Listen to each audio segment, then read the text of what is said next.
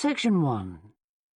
You will hear a man interviewing a woman in the street about her use of transport. First, you have some time to look at questions 1 to 5.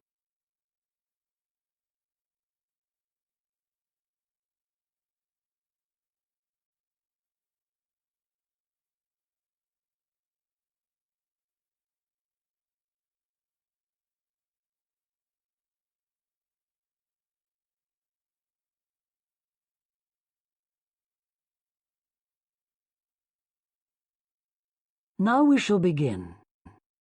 You should answer the questions as you listen, because you will not hear the recording a second time. Listen carefully and answer questions 1 to 5. Excuse me? Yes? I wonder if you could spare a few minutes to do a survey on transport. It won't take long. No, that's fine. Oh, lovely. The survey is on behalf of the local council. They'd like to know about what transport you use and any suggestions for improvement. Can I start by asking you how you travelled to town today? Sure, I came on the bus. Great. Now, can I get a few details about yourself? Okay. What's your name? It's Louisa Yes. Hardy. Can you spell that, please? Yes, it's Hardie. Great, thanks. And can I have your address? It's 19 Whitestone Road. Oh, right, I know that area. It's Bradfield, isn't it? That's right. Is the postcode GT7? It's actually GT8 2LC. Great. And could I ask what your job is? Are you a student? I've actually just finished my training. I'm a hairdresser. Oh, right. And one more question in this section. What is the reason for you coming into town today? Actually, it's not for shopping today, which would be my normal reason, but to see the dentist. Right. Thanks. Before you hear the rest of the interview, you have some time to look at questions 6 to 10.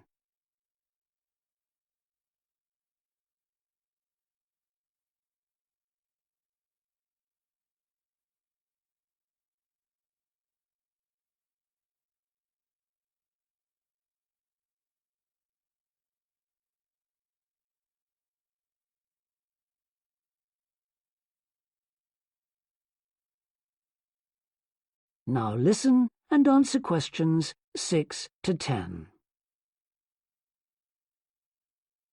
Now, in this last section, I'd like you to give us some ideas about the facilities and arrangements in the city for getting to and from work.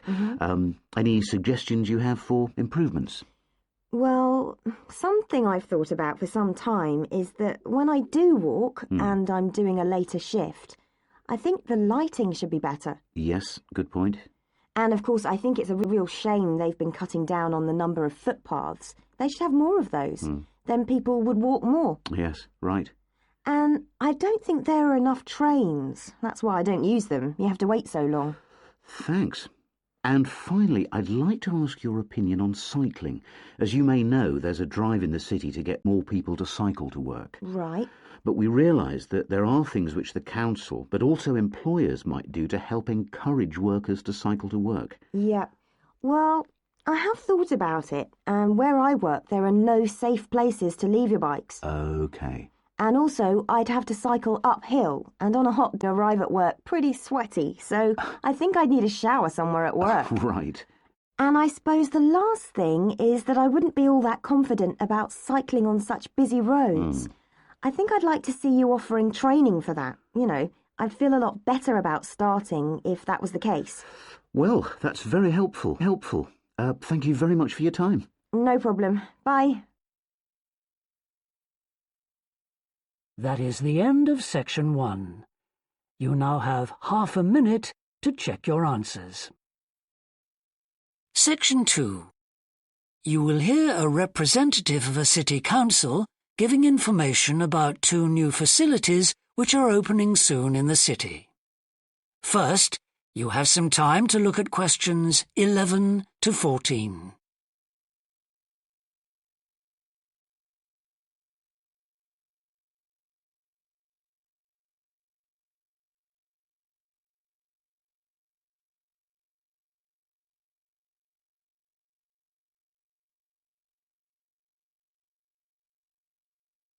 Now listen carefully and answer questions 11 to 14.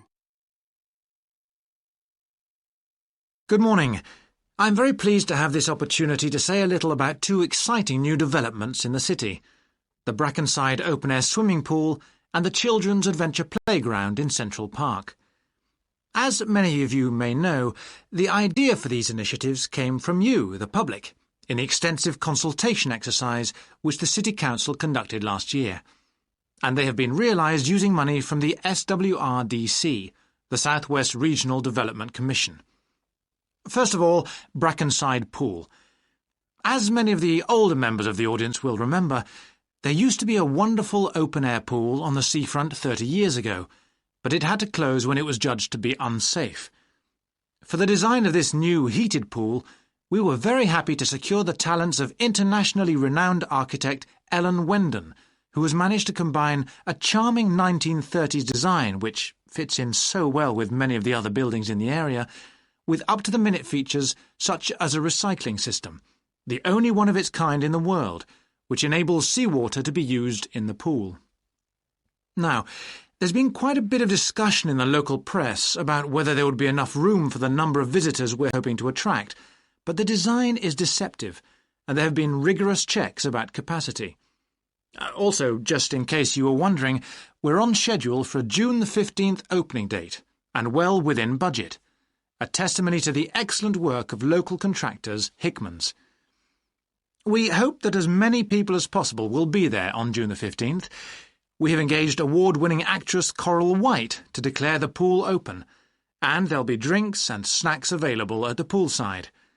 There'll also be a competition for the public to decide on the sculpture we plan to have at the entrance. You will decide which famous historical figure from the city we should have. Before you hear the rest of the talk, you have some time to look at questions 15 to 20.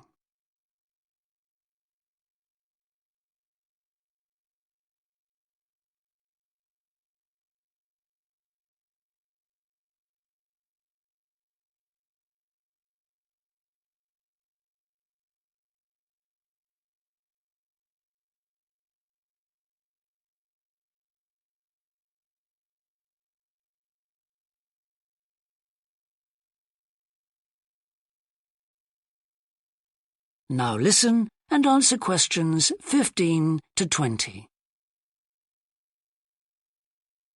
And now, moving on to the Central Park Playground, which we're pleased to announce has just won the Douglas Award for Safety. The news came through only last week. The unique design is based on the concept of the global village, with the playground being divided into 6 areas showing different parts of the world, each with a representative feature. For example, there is a section on Asia, and this is represented by rides and equipment in the shape of snakes, orangutans, tigers and so on, fauna native to the forests of the region. Moving south to the Antarctic, we couldn't run to an ice rink, I'm afraid, but opted instead for climbing blocks in the shape of mountains. I thought they could have had slides for the glaciers, but the designers did want to avoid being too literal. Then on to South America. And here the theme is El Dorado, games replicating the search for mines full of precious stones. And then, moving up to North America, here there was considerable debate. I know the contribution of cinema and jazz was considered, but the designers finally opted for rockets and the International Space Station. Eastwards to Europe then, and perhaps the most traditional choice of all the areas, medieval castles and other fortifications. Then last but not least, moving south to Africa, and a whole set of wonderful mosaics and trails to represent the great rivers of this fascinating and varied continent. Now, the opening date for our global playground is the 10th of July, and again, we'd love to see you there. So, make a date and come and see this magnificent, original new amenity right in the heart of the city. That is the end of section 2. You now have half a minute to check your answers. Section 3. You will hear 2 anthropology students called Victor and Olivia discussing their joint presentation about a Norwegian explorer called Thor Heyerdahl. First, you have some time to look at questions 21 to 24.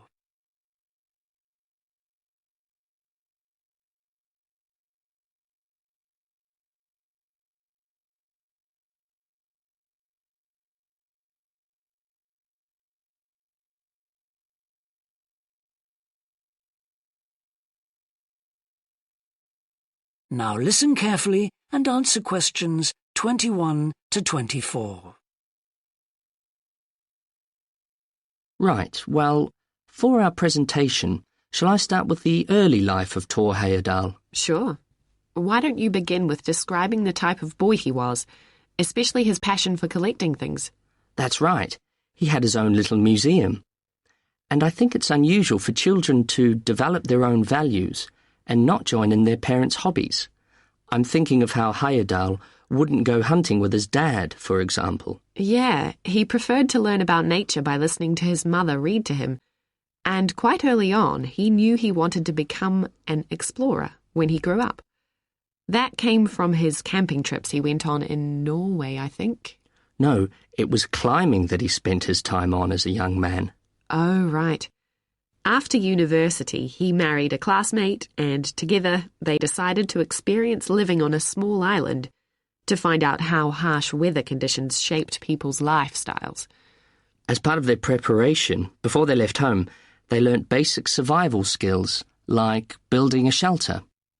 I guess they needed that knowledge in order to live wild in a remote location with few inhabitants, cut off by the sea, which is what they were aiming to do. An important part of your talk should be the radical theory Heyerdahl formed from examining mysterious ancient carvings that he happened to find on the island. I think you should finish with that. Okay. Before you hear the rest of the discussion, you have some time to look at questions 25 to 30.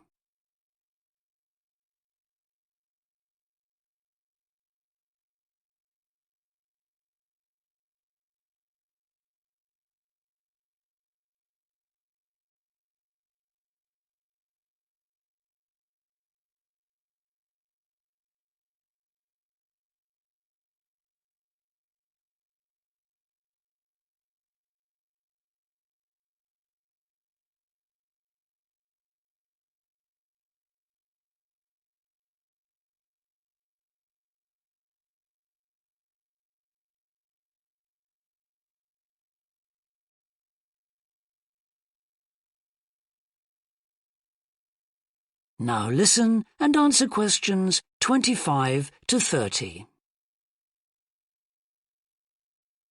All right, Victor, so after your part, I'll talk about Thor Heyerdahl's adult life, continuing from the theory he had about Polynesian migration. Up until that time, of course, academics had believed that humans first migrated to the islands in Polynesia from Asia in the west. Yes, they thought that travel from the east was impossible because of the huge empty stretch of ocean that lies between the islands and the nearest inhabited land. Yes, but Heyerdahl spent ages studying the cloud movements, ocean currents, and wind patterns to find if it was actually possible. And another argument was that there was no tradition of large shipbuilding in the communities lying to the east of Polynesia. But Heyerdahl knew they made lots of coastal voyages in locally built canoes. Yes, or sailing on rafts, as was shown by the long voyage that Heyerdahl did next. It was an incredibly risky journey to undertake. Sometimes I wonder if he did that trip for private reasons, you know, to show others that he could have spectacular adventures. What do you think, Olivia? Well, I think it was more a matter of simply trying out his idea, to see if migration from the east was possible. Yes, that's probably it. And the poor guy suffered a bit at that time because the war forced him to stop his work for some years. Yes. When he got started again and planned his epic voyage, do you think it was important to him that he achieve it before anyone else did? I haven't read anywhere that that was his motivation. The most important factor seems to have been that he used only ancient techniques and local materials to build his raft. Yes. I wonder how fast it went. Well, it took them 97 days from South America to the Pacific Islands. And after that, Heyerdahl went to Easter Island, didn't he? We should mention the purpose of that trip. I think he sailed there in a boat made out of reeds. No, that was later on in Egypt, Olivia. Oh, yes, that's right. But what he wanted to do was talk to the local people about their old stone carvings and then make one himself to learn more about the process. I see. Well, what a great life. Even though many of his theories have been disproven, he certainly left a lasting impression on many disciplines, didn't he? To my mind, he was the first person to establish what modern academics call practical archaeology. I mean that they try to recreate something from the past today, like he did with his raft trip. It's unfortunate that his ideas about where Polynesians originated from have been completely discredited. Yes. Right, well, I'll prepare a PowerPoint slide at the end that acknowledges our sources. I mainly used The Life and Work of Thor Heyerdahl by William Oliver. I thought the research methods he used were very sound, although I must say I found the overall tone somewhat old-fashioned. I think they need to do a new, revised edition. Yeah, I agree. What about the subject matter? I found it really challenging. Well, it's a complex issue. I thought the book had lots of good points. What did you think of the illustration? That is the end of section 3. You now have half a minute to check your answers. Section 4. You will hear a business student predicting how management might change in the next few years. First, you have some time to look at questions 31 to 40.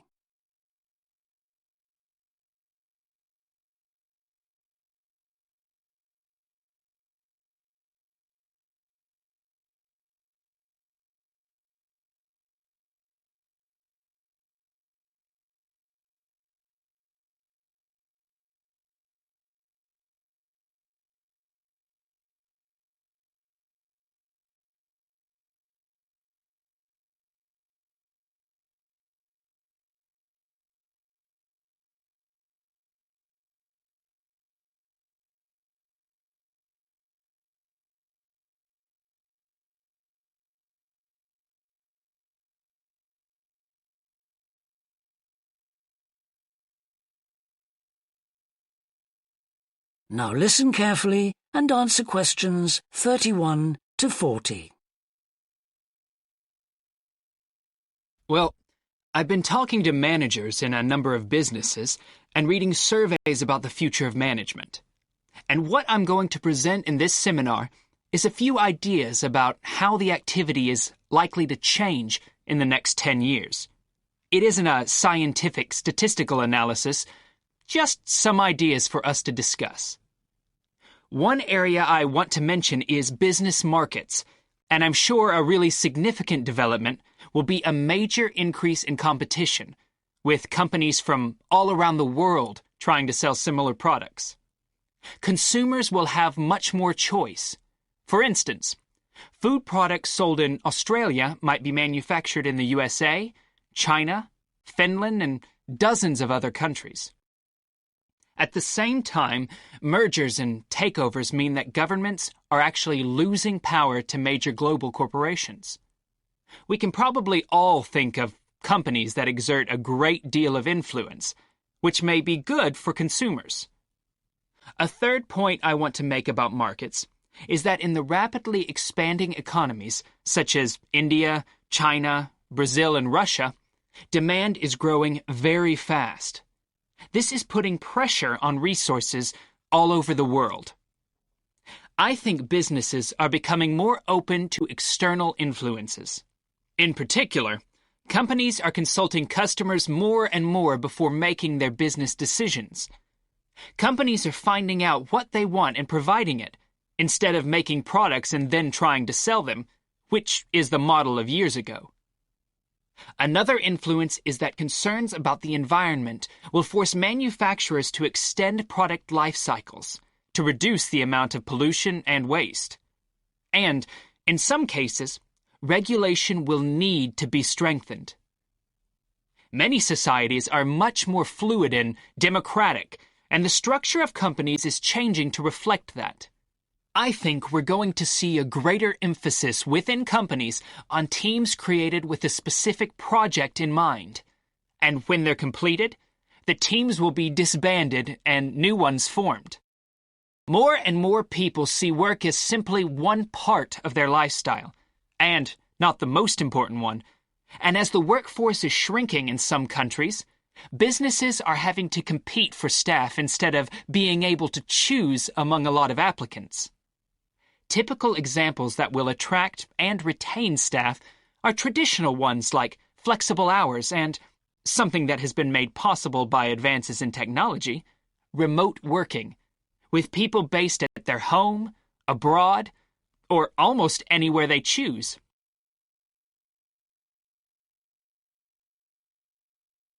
Management styles will almost certainly continue to change.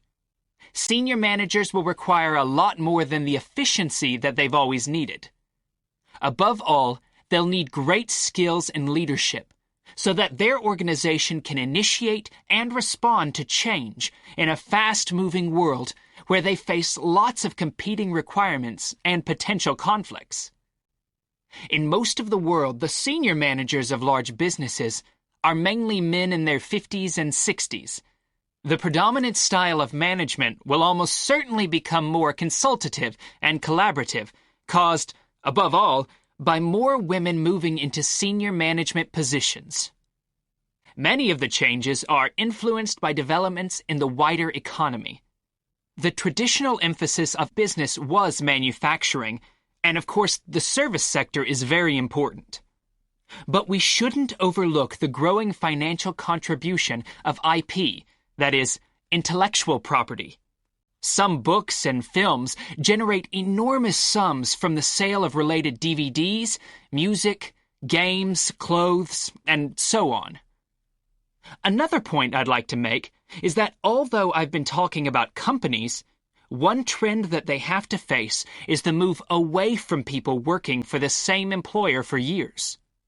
Instead, more and more people are becoming self-employed to gain the freedom and control over their lives that they're unlikely to get from being employed. Okay, well, that's all I want to say, so let's open it up for discussion. That is the end of section 4. You now have half a minute to check your answers.